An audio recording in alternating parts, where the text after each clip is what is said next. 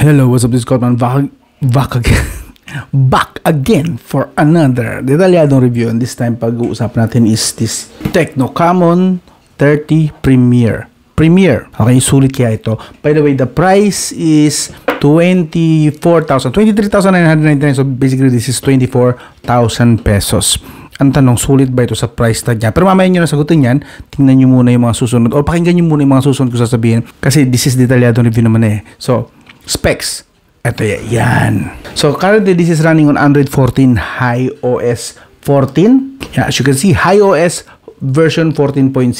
MediaTek Dimensity 8200 Ultimate daw. And this chipset is 4nm po ang chipset na ito, up to 3.1 GHz. Ang GPU naman niya is Mali G610 MC6 GPU. Yan. Ang variant na ito is 12GB, 512GB UFS 3.1.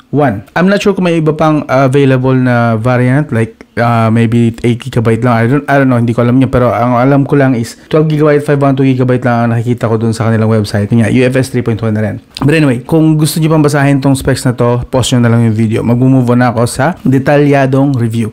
Let's start. Now, gusto ko munang i-appreciate natin, especially ako, kasi talaga na-appreciate ko siya.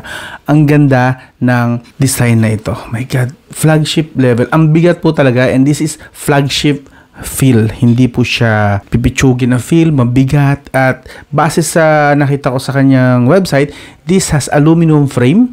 Aluminum din po yung ito mga pumapalibot sa kanya. Tapos ito po ay silicone polymer finish or eco leather ang tawag nila dito. Yes. And pagdating naman dito sa display, this is Corning Gorilla Glass 5. And gusto ko rin appreciate na itong part na to.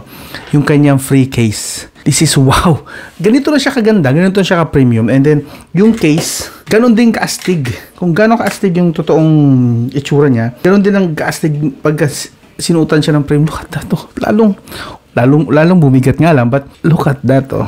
Ang solid naman eh. Kahit yung mismong case, premium din ang dating at feel. Gusto ko lang i-appreciate natin yan kasi mamaya hindi na natin ito babalikan. Ngayon ko lang ito papansinin. So mahirap tanggalin nga lang yung case at sobrang fit kasi. Now, serious na tayo. Lipat na tayo ngayon sa kanyang design tour muna tayo, okay? So, sa taas, nandito po, meron po tayong infrared dyan at saka noise cancellation microphone. Meron tayong antenna lines kasi nga aluminum ito. Nakasulat, Dolby Atmos. Yes, mamaya paparinig ko sa inyo ang gaano kaganda ang audio nito. And then, meron tayong dedicated speaker, another antenna line. And then, dito sa kaliwa is, meron tayong another dalawang antenna line. And yes, maganda po ang purpose niyan, kaya ganyan, ang dami.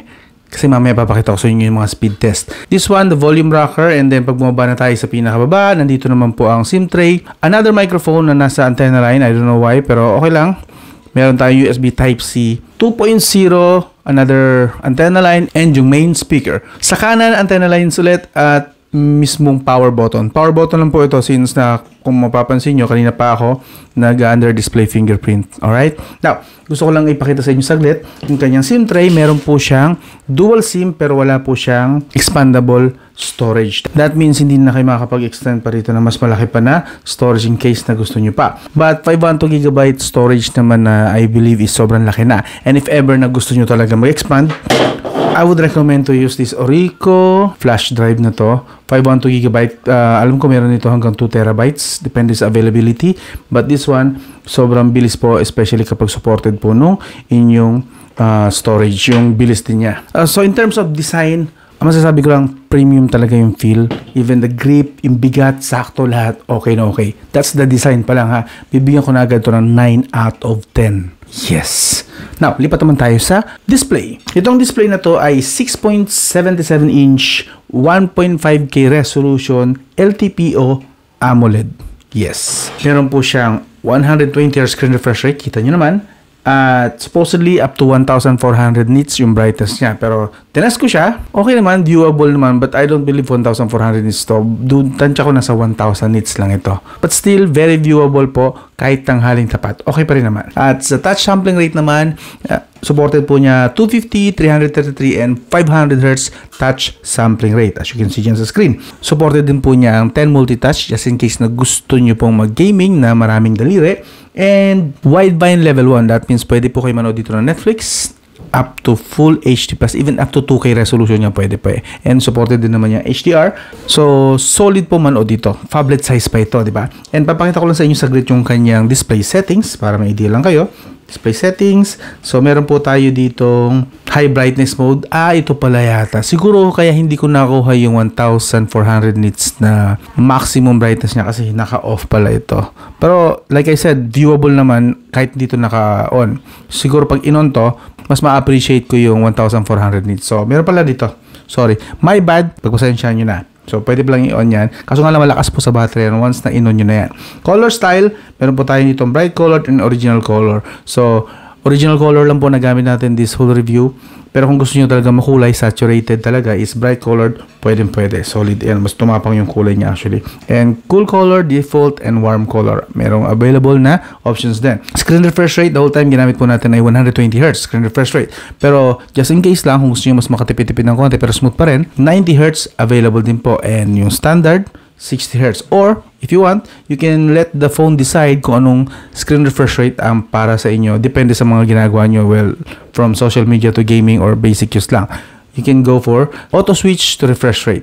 Yan. So, pero 120Hz tayo the whole time na nagre-review tayo nitong smartphone na ito. And kung gusto nyo makita kung gaano siya ka-vibrant, yan, panoorin nyo na lang dyan sa screen. I-appreciate natin kung gaano kaganda talaga ang kanyang display. This is, again, 1.5K resolution LTPO AMOLED. Yes, ganyan po kaganda. Nakikita nyo. So, kung manonood kayo rito, gagamitin ito for entertainment, panooran, solid, hindi po kayo mabibigo rito sa kanyang display. Alright? Now, kung bibigyan ko siya ng rating, bibigyan ko to ng 9 out of 10 din pagdating sa display.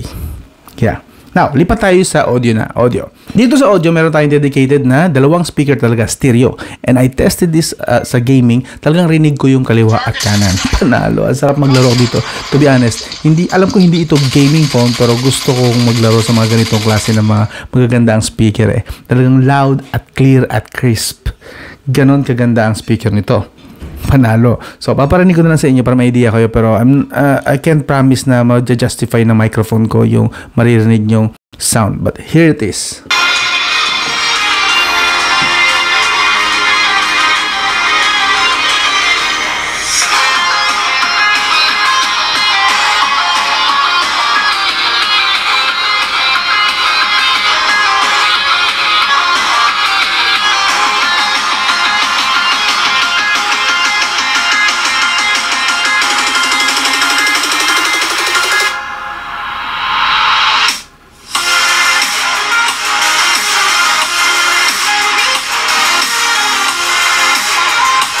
So, yun. Para sa akin, panalong-panalo. Kung sa audio ang pag-usapan, bibigyan ko to ng 10 out of 10. Ang ganda ng audio nito. Kaya, bihira ako magbigyan ng 10 out of 10. But this one, maganda audio niya. Kasi nga naman siguro dahil designed by Dolby Atmos. Something like that. Anyway, yun. Isa lang ang downside siguro. Wala siyang headphone jack.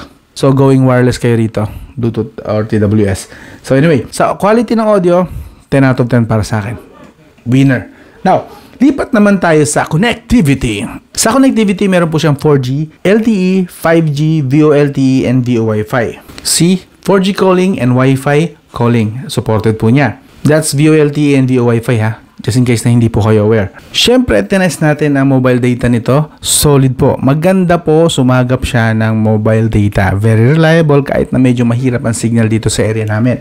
So, kung usapang mobile data din naman, very good po ito. And kung curious kayo sa mga network bands na nakita ko na available sa kanya, base sa website niya, ito po ang mga available network bands niya. Yan. Post nyo na lang po kung gusto nyo pambasahin.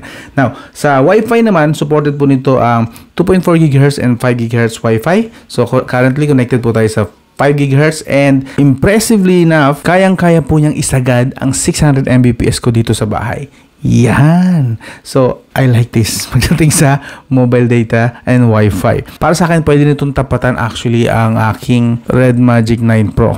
Sumalangit na ang kanyang kaluluwa. Nasa ibang tao na po. But anyway, namimiss ko yun. Bala ko bumili ulit noon, but next time siguro yung 512GB na or 1TB version ng Red Magic 9 Pro. Or maybe, switch ako dito.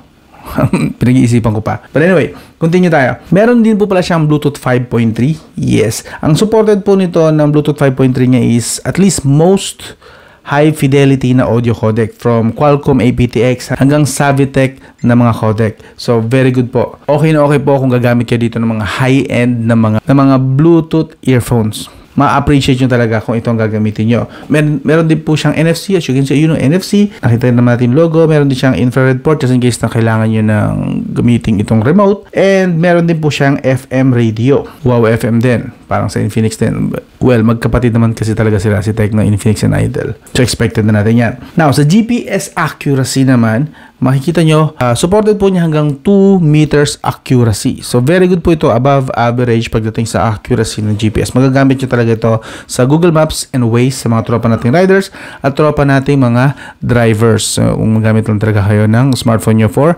maps. Anyway, lipat naman tayo sa USB Type-C. Kaya supported po nito ang OTG. Obviously naman, expected na yan. But I'll still show you kasi talaga pinapakita ko naman talaga lahat para sure lang. So, ayun. UFSD 247GB. Yan! So, dapat nakikita rin dito eh.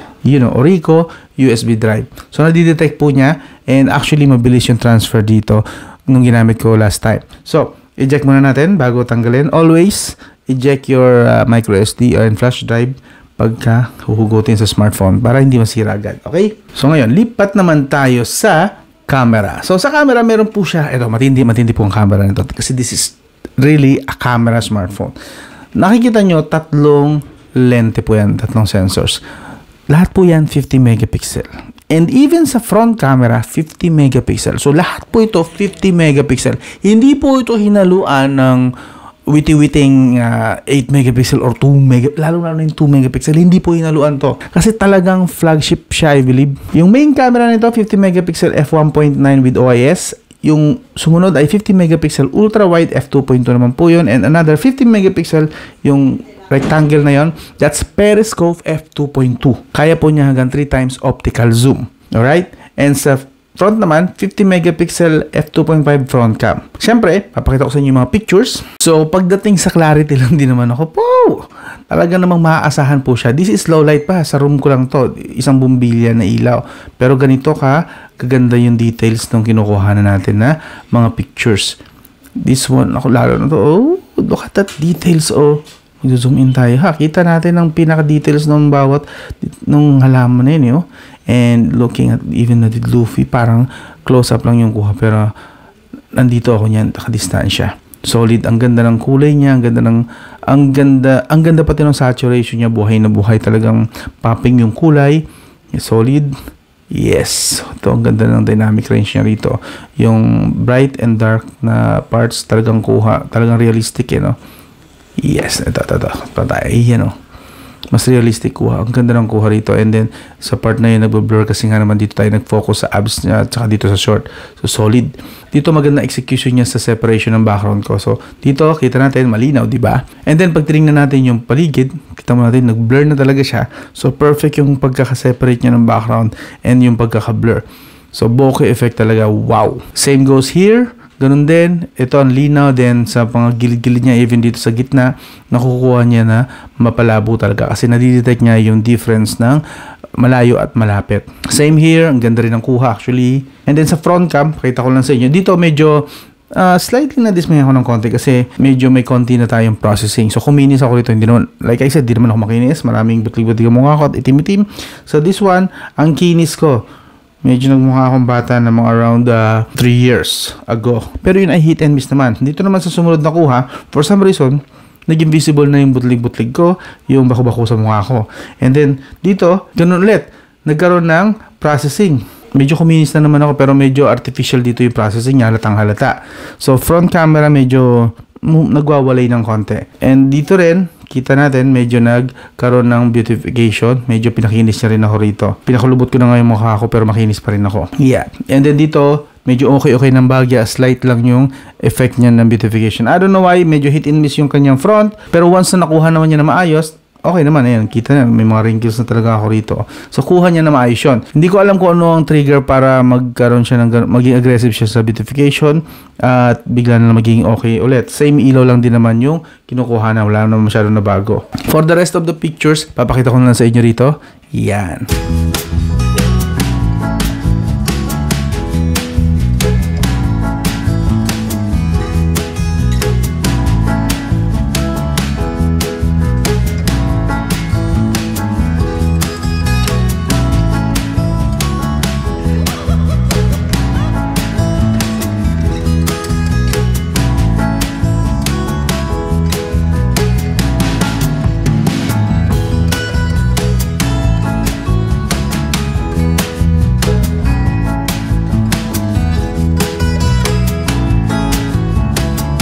bago tayo pumunta sa video, papakita ko muna sa inyo yung mga capabilities niya. So, meron po siya at least hanggang 4K at 60 FPS maximum sa video recording. Sadly, sa 4K 60, hindi po supported yung OIS niya. Nag-work po ang OIS sa 4K at 30 FPS. Yes, and these are the available na mga features ng camera app. AIGC Portrait, Video, AI Cam, Portrait ulit, Super Night, and ito pa, Time-Lapse, Slow Motion, Dual Video, SkyShop Documents, AR Space Pro, Super Macro, and Panorama. Yes, may dual video po tayo. So ito po yung mga samples ng videos na nakuha natin from the smartphone. So ito ang kanyang 4K at 60 FPS sa rear camera. Ito na yung highest, I believe. Tapos papansin ko wala siyang stabilization dito kasi tsaka medyo nagwa-wobbly dito. Pansin nyo, every time na nag-step ako may wobble. So walang stabilization dito sa part na to. Baba tayo ng konti, baka sa 4K 30 may stabilization na tayo makuha. Now dito sa 4K 30, yes, nakita ko mayroong stabilization siya. So as you can see, kitang-kita naman, stabilize yung video. Not flagship level, I believe, na ikukumpara kin na iPhone or Samsung, but meron. And very usable na po yan kung gagamitin nyo ito for video recording at 30 FPS. Again, 4K at 30 FPS. Kamusta naman? Medyo maulap nga lang ngayon. Wala tayong makitang blue, kaya hindi natin matest yung kanyang exposure. Pero so far okay naman. Realistic pa rin naman yung kuha. So kamusta naman nga pala yung microphone? Same, meron tayong 4K 60 FPS. Good job kasi sa front camera po ito 4K at 60 FPS. Pero wala po yung stabilization. So pansin nyo, medyo wobble every time na naglalakad ako. So yun na yung pawis, mainit eh. Lipat tayo sa 4K 30 para baka mas stable. Ito ang kanyang 4K at 30 FPS. Yun, nakita ko medyo nag-stabilize nga siya. So yeah, 4K 30 FPS. Good job, at least makakapag-vlog tayo dito. Face vlogging using the 4K at 30 FPS. Pero pansin ko hindi siya super smooth sakto lang, usable lang na hindi masakit sa ulo gamitin. Again, kamusta yung mic? Ito yung pinaka ano niya, pinaka stretch ko na ng kamay. Kamusta mic? Uy, panalo, mayroon siyang dual video, pwedeng up and down at pwede rin na down and up.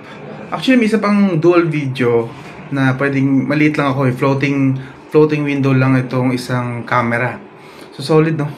At least may ganito siyang feature for vloggers. Yeah, you know, try ko, papakita ko sa inyo yung floating naman. Wait, switch tayo. This one, ito yung tinutukoy ko sa inyo na pwede siyang floating lang, or tapos pwede nyo rin baguhin yung size. Kung gusto nyo maliit lang para hindi masyadong natatakpan ng isang camera yung view na gusto mo ipakita sa kanya, pwede po. Ayan. So pwede natin ilipat din kung saan nyo gusto. Sa gitna, sa gitna kasi epal ka, dito, sa gilid, yan, pwede. So pwede natin baguhin din yung size, kagaya na sabi ko kanina.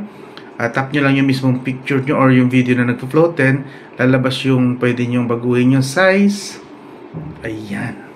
Pwede rin pahaba, pwede rin hindi lang pala, pahaba lang pala pwede. So yun. Diba? Solid. What's up, Luby? Okay to, gusto ko to. Para sa mga aspiring vlogger, mga baguhan, pwede magagamit yun rito. At ang ganda actually, no? Buhay na ba yung kulay? Both front and back. Realistic. I like it. Kamusta naman yung microphone? Okay ba?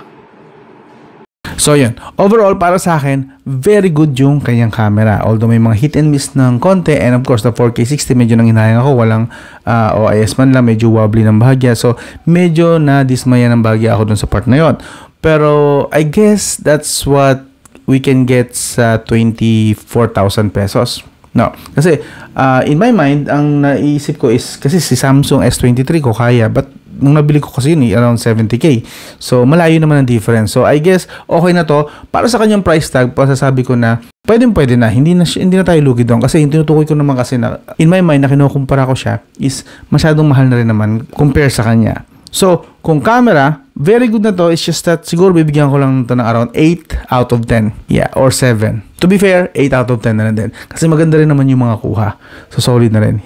Malayo lang talaga sa level ng mga Samsung and iPhone. So very good na po ito para sa akin. Very good na to para sa kanyang price. Alright, lipat na tayo sa battery. Sa battery po, meron tayong 5,000 mAh na battery with 70 watts charging capability. Fast charge po ito. So, kaya po niyang i-full charge ang smartphone na to from 20% to 100% in 35 to 40 minutes. Yeah, around that, no, naglalaro siya doon. So, okay na to. At least siguro more than isang episode ng anime. Or pag nanghalian kayo, at least siguro tapos na pagkatapos nyo kumain. Provided na hindi kayo mabilis kumain. Okay. And wala po siyang bypass charging, sadly. Ibang Tecno smartphone yata, alam ko mga bypass charging na, but this one, wala. So, yun. Gusto ko lang i-note yun. And, syempre, ipapakita ko sa inyo yung PC Mark scores niya. Kailangan, ito importante itong part na to. Sa full brightness, full volume with internet, 6 hours. Sadly, 6 hours and 14 minutes lang. Below average po. Ibig sabihin, mabilis po siyang malobat. Medyo wala yung optimization ng battery niya. Ngayon lang ulit ako nakakita ng below 7 hours sa full brightness and full volume. To, medyo disappointing para sa akin yung battery niya. Sa half brightness, half volume with internet, ganun din. Medyo slightly under average po. Dapat kasi 10 hours may get. At least 10 hours 30 minutes. But this one, 9 hours and 42 minutes, hindi rin umabot sa average. So this is below average yung kanyang endurance sa battery. Ang sako po ng test na to is mga browsing, at least browsing, social media, and basic usage lang. Wala pong kinalaman to sa games. Basically, light computing device pa lang po yun. So what if nagigames pa kayo? Mas mabilis sigurado ito malobat. And actually, dun sa test ko, nung naglaro ako ng maghapon, sa mamaya papakita ko sa inyo, actually mabilis nga siyang nalobat. From 100%, parang nasa 4 hours lang yata. Kailangan ko na mag-charge, nasa 20% na lang siya yata, something like that. 4 hours to 5 hours, something like that. Basta around that time. So yeah, mabilis po yun para sa akin. Considering na ang dami ko na rin naman tinitest na smartphone dito sa studio na to. Yeah. Since napag-usapan na natin ang performance, start na tayo. Sa Antutu benchmark, ang score niya is 891,000. So, mas mataas ng konti lang yung GPU. So, that means, pwede siyang gaming pero wag na lang siguro masyado mag-expect ng mataas. Kasi, dapat at least double yung score ng GPU sa CPU para masabing gaming talaga ito. But this one, halos din naman sila nagkakalay ng CPU and GPU. So, yeah. Diyan pa lang i-manage yung expectations nyo. So, let's go. Sa Farlight, sinet natin siya sa HD and extreme FPS. Average siya actually sa 50 to 60 FPS and 34 degrees Celsius. Ang pangit na talaga ng upgrade ng huling update niya ni Farlight, no? Parang pahirapan na ngayon na makakuha ng more than 60 FPS kahit na matataas na yung chipset. Dati kahit Hilo G99 kaya mag 80 to 90 FPS. But now, medyo challenging na siya ngayon. Biruin mo this has Dimensity 8200 na chipset pero 60 FPS lang at HD graphics. Pero syempre, sinwitch natin siya sa extreme graphics na and extreme FPS since tingin ko naman kaya niya kasi ang baba lang ng temperature, 34 degrees Celsius lang. So, stability went down. Nag-went down siya ng konti from 50 to 60 to 50 to 58 FPS. Konti lang, slight na pagbaba lang ng performance pero umakyat bigla at syempre yung temperature na to 41 degrees Celsius. So, going overheating na tayo dyan. And to show you, yun, 54 FPS ang average niya and medyo nakita natin dito, diba? Yan. So, nagpo 41 degrees Celsius. Actually, mayroon pa mga earlier na laro. Ito, 40 minutes na laro straight. Yan, naglalaro siya around 54 din, 54 FPS. Consistent siya sa ganun. Yan. Medyo straight naman and then ito yung pagkatapos ng ibang laro yata, something like that. I don't know, but may deep na ganyan. So, mahaba-habang laro sana ito pero yun 54 FPS consistent naman siya, hindi naman siya talagang nagta-throttle or bumabagsak yung FPS. Very good pa rin siya technically. Now, lipat naman tayo sa Genshin Impact. Default niya is medium pero siyempre sinet natin agad sa highest and 60 FPS kasi feeling ko naman kaya niya. Why not? Pero in fairness, nag-fluctuate siya around 50 to 60 FPS. It's not bad actually. At least hindi siya bumagsak to 30 FPS. And yun nga lang, yung temperature biglang akyat to 44 degree Celsius. 44, that's overheating na po. Just in case hindi kayo aware. And I can show you actually sa 20 minutes na laro, yun. So, yeah, 52 FPS yung pinaka-average niya. Like I said, 50 to 60 FPS. And the performance, yan, medyo may konting mga fluctuate doon pero hindi naman malalim na fluctuate. Ano lang, slight lang na fluctuations. So, pwede na. Hindi na masama sa Genshin Impact at highest settings. Okay?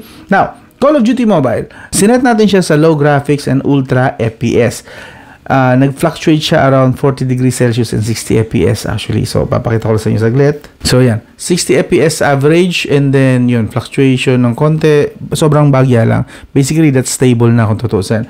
So, yun. Yan po ang makukuha natin sa Call of Duty Mobile. Siyempre, tinest din natin sa Call of Duty Mobile Warzone. Pinaka-settings lang niya, highest is mid graphics. Tapos, siyempre, sinet natin sa Unli FPS para makita natin kung kaya niya itaas pa. But, sadly, nag-fluctuate lang siya around 30 to 50 FPS. And in fairness naman, temperature is 40 degrees Celsius. But that's just around 10 minutes lang na gameplay kasi di naman ako nag-i-enjoy sa Call of Duty Warzone. So yun, 40 FPS and kita nyo naman all over the place talagang sumasayaw siya ng cha-cha-cha dito sa kanyang FPS. So hindi rin stable. Dimensity 8200 na yan pero hindi pa stable. Sa 10 minutes pa lang yan 10 minutes pa lang. Imagine kung maglalaro pa ako na mas matagal. So yeah, malamang mag-drop pa yan. Pero yun nga, hindi pa talaga kasi ganun ka-optimize ang Warzone So we can't really expect much sa Warzone na yan. Ngayon, lipat naman tayo sa Mobile Legends, ang pambansang online game ng mga Pinoy. So dito, hataw. Ultra graphics, ultra FPS. Yes, absorb niyan. Ultra graphics and ultra FPS. At ang performance, nagfa-fluctuate siya around 90 to 110 FPS. Yes, medyo malaki yung fluctuation niya. Ito, 50 minutes, almost 1 hour na laro. In fairness naman, 110 FPS ang average niya. And as you can see, almost straight line naman. So basically, very much stable dito ang Mobile Legends at masarap laruin. Ang temperature, 40 degrees Celsius. So, saan ka pa? Kung Mobile Legends player ka lang din naman, okay dito, ultra dito. Ultra talaga. Sa PUBG Mobile naman, HDR graphics, extreme FPS. Stable siya in fairness, around 30 FPS, hindi siya halos sumali sa 30. And ang temperature niya is 38 degrees Celsius lang. And syempre, papakita natin yan. Ito yung 20 minutes na laro natin. Yan. So, halos hindi naman siya lumayo sa 30 FPS and straight line na halos din yan. Ganda ng stability niya sa PUBG Mobile. And gusto ko tinry one time. Ito, tinry ko yung solo leveling. Medyo na-curious ako. So, nilaro ko siya. Sinet ko sa high graphics, 60 FPS. At yun nga, medyo mabigat din pala ang larong to. No? So, as you can see, nilalaro ko na siya. 25 to 60 FPS. As in sumasayaw talaga siya. Look at that. Cha-cha-cha rin siya, 25 to 60 FPS. Di mo maintindihan kung gusto niya tumaas o gusto niya bumaba. But ang average is 28 FPS. Doon siya nag-average talaga, yung pinaka-average niya. Temperature 40 degrees Celsius. So it's not bad, pero kita natin that's just 10 minutes to or 12 minutes actually. 12 minutes na laro and medyo nag-cha-cha-cha na siya. So maybe medyo hirap talaga siya sa solo leveling na game. So overall, pagdating sa gaming, okay naman, may mga very good moments siya, pero may mga, may medyo disappointing na part. Pero overall, okay naman para sa akin. Kasi at least, kita natin na majority ng mga games kayang-kaya niya. And may I remind you, this is not a gaming phone. This is just a camera phone, pero pwede siya mag-game. Not bad. So, verdict. So, sa 24,000, tingin ko, sulit na to. Camera, lahat 50 megapixel. May mga hit and miss lang, pero I think mafi-fix yan sa mga future updates. O kahit na hindi na fix, actually magaganda naman ang mga kuha niya. Yung nga lang, OIS lang talaga is medyo nabitin lang ako ng bagya. Pero overall, okay naman. Para sa akin, solid na ito for 24,000 pesos. And siguro ang pinaka-weakness niya lang para sa akin is yung battery. Kasi below average po yung endurance na nakuha niya sa PC Mark. Below average. So, kung mati-turn off ako, doon ako mati-turn off talaga sa kanyang battery capability. Sa design, wow! 9 out of 10. Sa audio, 10 out of 10. Sa network, 9 out of 10. Nakita nyo naman yung mobile data and Wi-Fi speed, di ba? Panalo, di ba? So, sa mga features na kaya niya ibigay, siguro kaya ko na medyo i-ignore yung ibang mga parts kasi magaganda yung mga talagang kaya niya ibigay eh. So, para sa akin, sulit na rin. Yun nga lang talaga siguro at the end of the day, baka deal breaker sa akin yung battery. But anyway, ikaw boss, para sa'yo, tingin mo, sulit ba to si Tecno Camon 30 Premier 5G? Nga ba ng pangalan? Sulit ba sa ito? Pakisabi na lang sa comment section kung same tayo ng iniisip or what. Or may iba kang kinapangitan sa kanya. Pag-usapan natin yan. Okay? So hanggang doon lang. Sana consider nyo na mag-subscribe, like, and share. Sana magustuhan nyo yung ganitong style ng video. I know mahaba, I know medyo madaldal ako rito, but I just want to give you the details na review na talagang you deserve. Hindi yung babasahin ko lang yung nasa box. Hindi ko po gawain kasi yun. Talagang tinetest po natin dito. Nakita nyo naman, wala po akong ginawa doon na personal. Talagang kung ano yung resulta, yun po talagang resulta ng test na yun. Ang mga personal opinion ko lang siguro ay yung part na yung sa design and of course sa verdict. Pero the rest, kita nyo talaga is actual result po iyon. So, ganun lang. This is Cotman. I'll talk to you again. So, sana iwan kayo ng like, boss. Isang like lang. Thank you.